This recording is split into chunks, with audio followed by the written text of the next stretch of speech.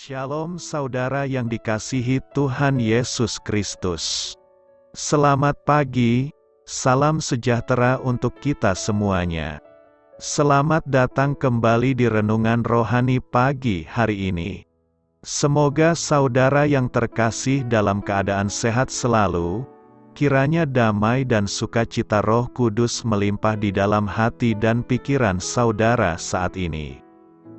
Sebelum kita mulai renungan pagi ini, marilah kita bersama-sama berdoa. Tuhan Yesus, terima kasih sudah membangunkanku pagi hari ini. Terima kasih atas penyertaan dan perlindungan Tuhan. Semua karena karunia Tuhan aku dapat bangun dengan pagi hari ini. Aku menyerahkan seluruh aktivitasku hari ini ke dalam kuasa tangan Tuhan.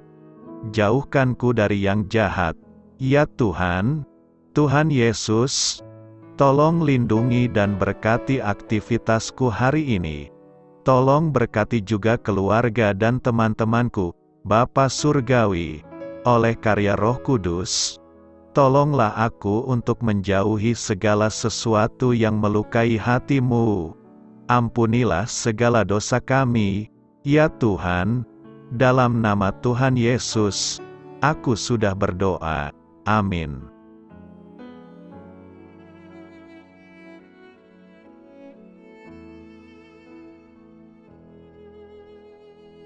Sahabat Suara Sion, pembacaan ayat emas Alkitab renungan kita hari ini.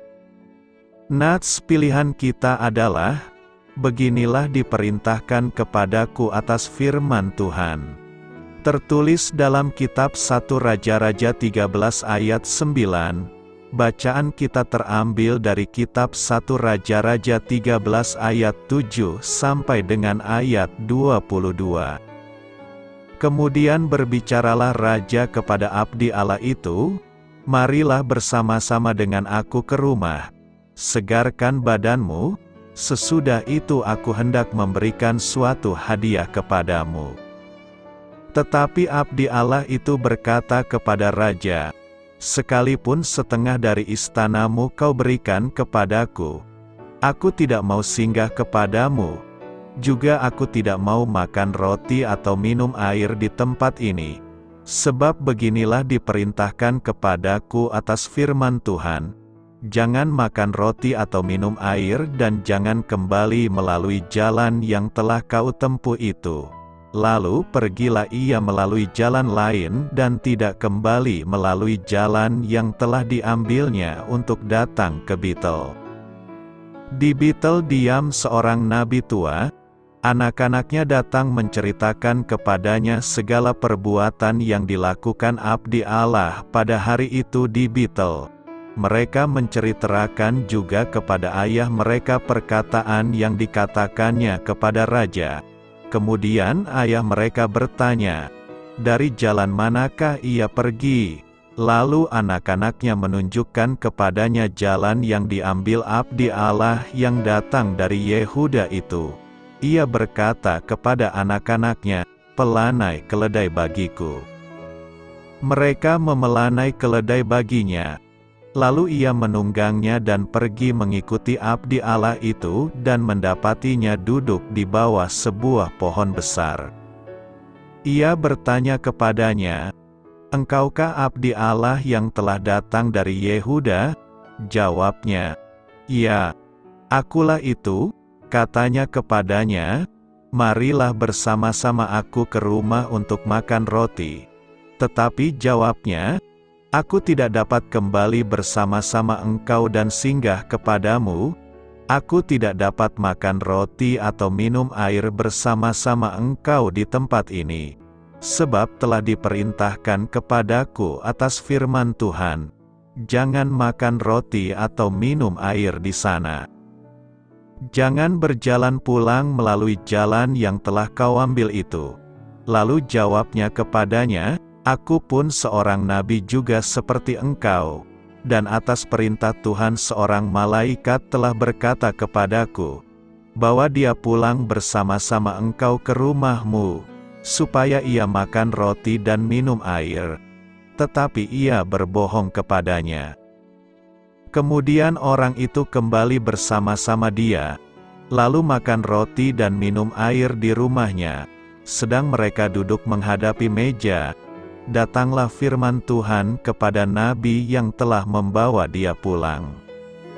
Ia berseru kepada abdi Allah yang telah datang dari Yehuda, "Beginilah firman Tuhan, karena engkau telah memberontak terhadap titah Tuhan dan tidak berpegang pada segala perintah yang diperintahkan kepadamu oleh Tuhan, Allahmu, tetapi kembali dan makan roti dan minum air di tempat ini walaupun ia telah berfirman kepadamu, jangan makan roti atau minum air, maka mayatmu tidak akan masuk ke dalam kubur nenek moyangmu." Terambil dari kitab 1 Raja-Raja 13 ayat 7 sampai dengan ayat 22. Inti dari ayat emas renungan kita adalah, firman Allah adalah kompas yang menjaga kita di jalan yang benar. Mari kita mulai renungan kita. Judul renungan kita hari ini adalah, apa yang Allah katakan? Mari kita mulai kisah inspiratif. Sebuah eksperimen menunjukkan bagaimana para remaja bersikap saat menghadapi tekanan dari teman-teman sebaya.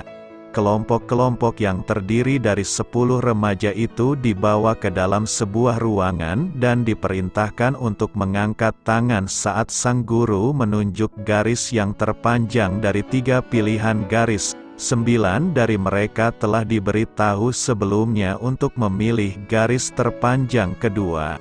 Akan tetapi, 1 orang di dalam kelompok itu tidak diberitahu. Eksperimen tersebut dimulai dengan 9 orang remaja yang memilih garis yang salah. Lalu orang yang ke-10 biasanya akan menoleh ke sekelilingnya, mengernyitkan dahi dengan bingung. Kemudian ia akan mengangkat tangan mengikuti kelompok tersebut karena ia tidak memiliki cukup keberanian untuk berbeda dari mereka. Di dalam 1 Raja-Raja 13, seorang nabi Allah yang tak dikenal melakukan tanda-tanda mukjizat di altar di Betel. Namun kemudian, setelah kemenangan besar ini, ia mengutip perkataan seorang nabi lain sebagai kebenaran. Sekalipun ia tahu perkataan itu bertentangan dengan apa yang telah dikatakan Allah kepadanya. Dan karena ketidaktaatannya itu, ia pun akhirnya tewas oleh seekor singa. Cerita di atas mengajarkan kepada kita bahwa firman Allah lebih tinggi daripada perkataan orang lain. Dan karena itu harus ditaati. Saat kita tergoda untuk menyerah di bawah tekanan, saat itulah kita harus berdiri tegak. Firman Allah adalah kebenaran yang selalu dapat diandalkan. Mengapa Allah memerintahkan pemusnahan atau genosida bangsa Kanaan, termasuk wanita dan anak-anak? Di dalam 1 Samuel 15 ayat 2-3, Allah memberi perintah pada Saul beserta bangsa Israel. Beginilah firman Tuhan semesta alam, aku akan membalas apa yang dilakukan orang Amalek kepada orang Israel, karena orang Amalek menghalang-halangi mereka, ketika orang Israel pergi dari Mesir. Jadi pergilah sekarang, kalahkanlah orang Amalek, tumpaslah segala yang ada padanya, dan janganlah ada belas kasihan kepadanya. Bunuhlah semuanya, laki-laki maupun perempuan, kanak-kanak maupun anak-anak yang menyusu, lembu maupun domba, unta maupun keledai. Allah juga memerintahkan hal yang serupa ketika Israel sedang menaklukkan tanah perjanjian. Mengapa Allah memerintahkan Israel memusnahkan bangsa-bangsa secara menyeluruh, termasuk para wanita dan anak kecil? Ini merupakan isu yang sulit dibahas. Kita tidak sepenuhnya mengerti mengapa Allah berperintah demikian. Akan tetapi kita percaya bahwa Ia adil dan kita menyadari keterbatasan kita memahami Allah yang berdaulat, tak terbatas, dan abadi.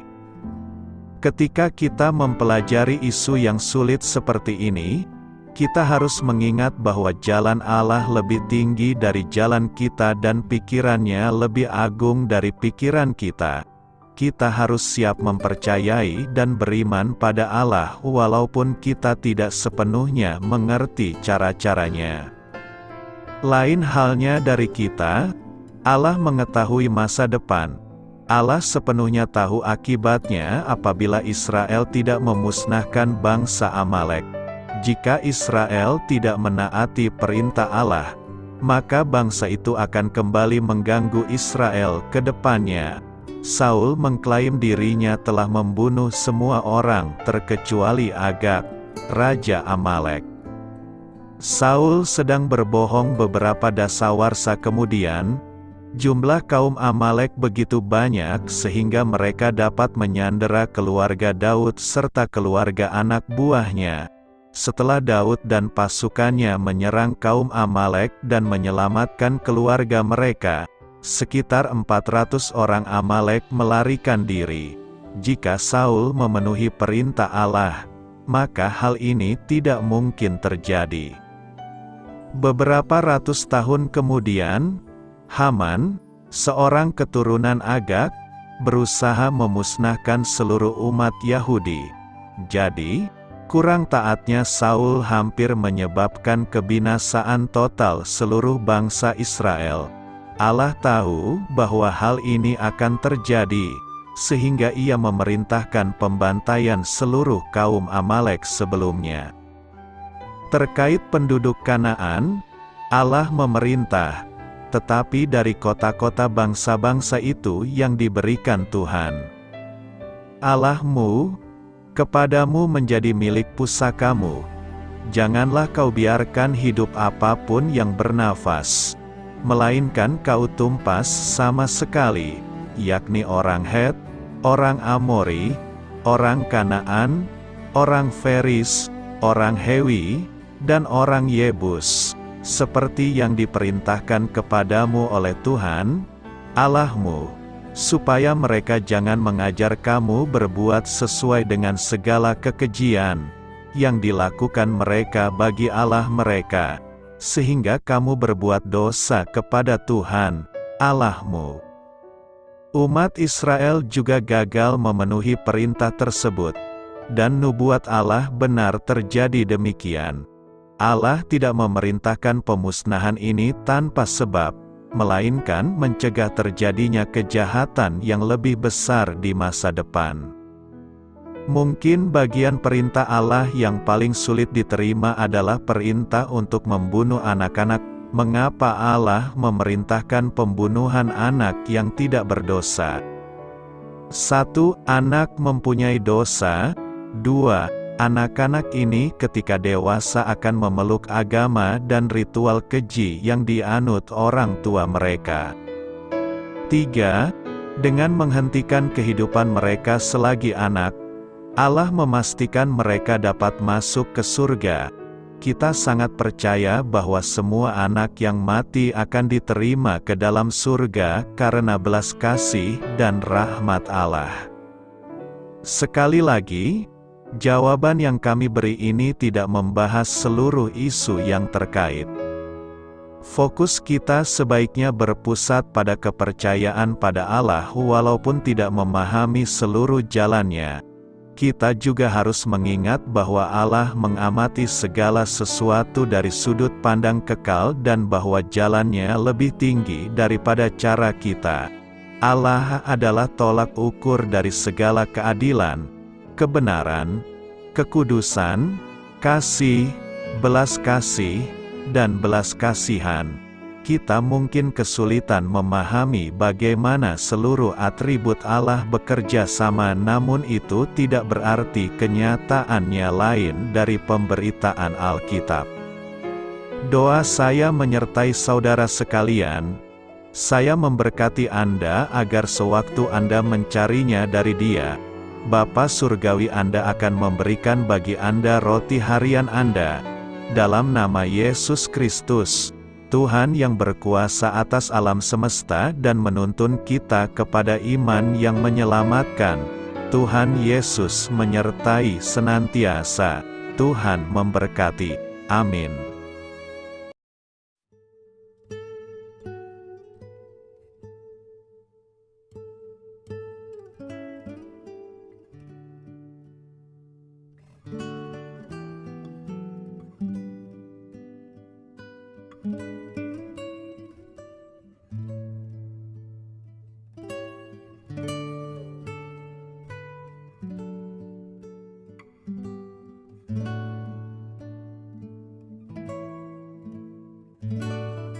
Marilah kita renungkan, sahabat pendengar, demikianlah renungan firman Tuhan di pagi hari ini. Semoga menjadi berkat di dalam hidup kita, dan sebelum kita memulai segala aktivitas kita pagi hari ini, marilah kita berdoa. Selamat pagi Bapa, malam hari telah berganti pagi, kehidupan baru telah Engkau berikan kembali bagi kami. Bapa Surgawi, tolonglah aku menyadari kebutuhan orang lain, supaya aku dapat membagikan apa yang telah Engkau berikan kepadaku. Pada saat aku membutuhkan, berilah aku keyakinan bahwa Engkau akan mencukupkanku, melalui orang-orang yang mengasihi-Mu. Bukan karena kami pantas atau layak, namun karena kasih karunia-Mu, kami boleh ada, sebagaimana kami ada di pagi hari ini. Terima kasih Tuhan, atas kesempatan baru yang telah Tuhan berikan kepada kami, untuk bisa memperbaiki diri agar kami bisa lebih layak di hadapan-Mu. Hari ini kami serahkan semua perkara dan kesulitan yang akan kami lalui ke dalam tangan-Mu. Biarkanlah kami bisa memuliakan-Mu dalam segala aktivitas yang akan kami lakukan. Amin. Biarlah firman Tuhan menjadi pengingat untuk kita semua, bahwa tuntunan dari Roh Kudus akan selalu memberi jalan keluar bagi setiap permasalahan hidup kita, dan memberi kedamaian di hati kita. Sampai jumpa di renungan pagi rohani Suara Sion berikutnya. Kiranya Tuhan selalu memberkati saudara semua hari ini. Amin. Shalom.